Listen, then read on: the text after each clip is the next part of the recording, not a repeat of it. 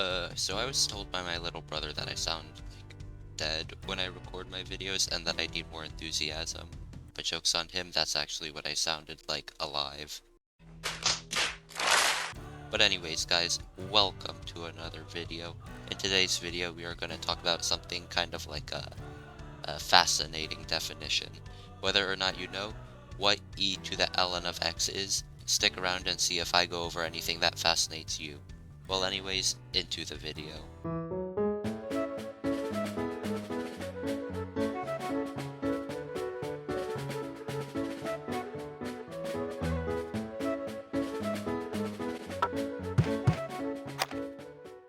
Before we get too into everything, we need to establish what e to the x and ln of x actually do to x. Let's start with the easy one first. For e to the x, all we do is raise e to the x power. Simple enough, but the only thing to remember is that e is a constant and not a variable. Next is ln of x, and just like what you're told when you learn square root, sine, and cosine, ln, also known as natural log, is a function. What it does is find what variable e must be raised to equal the inputted x value.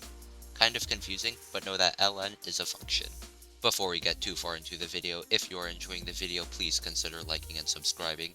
They're both free and they let me know that you're interested in this type of content, and also help the algorithm by recommending this video to others who will also want to watch it, just like you. Thanks, and back to the video.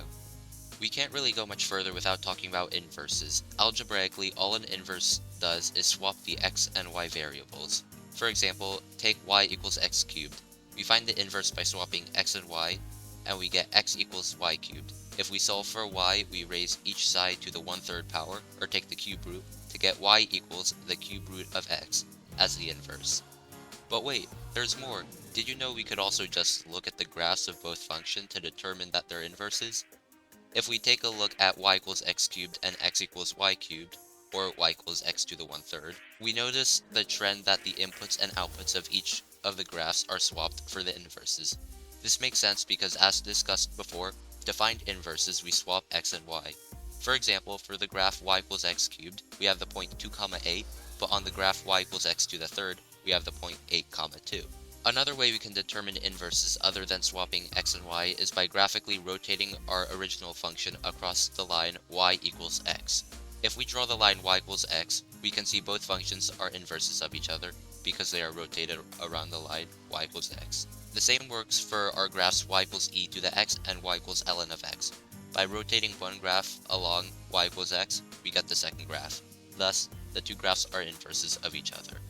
So all this jargon about inverses, but what does an inverse actually do? Simply put, inverses reverse each other. They undo each other. For example, take y equals x squared and y equals the square root of x. Whatever you plug in for x in x squared, when you take the square root, you get your original number. For example, take 3. 3 squared is 9, and the square root of 9 is 3. Simple enough. The same works the other way as long as your inputted number fits within the domain. What I mean is that you can't plug a negative number into your square root function. Want to guess where I'm going with this? Just like how the symbol of a square root is a function, as I said before, ln is also a function that by definition is an inverse of e to the x. Whatever you raise e to the power of, when you take the natural log of that number, you get the original number. So basically, by definition, e to the ln of x is simply x. Kind of boring that it is by definition, but also fascinating that such an intimidating seeming expression can be reduced so much. Also, you might have guessed it, but ln of e to the x is also just x, because e and ln are inverses of each other. However, don't leave yet, because this can also be shown algebraically.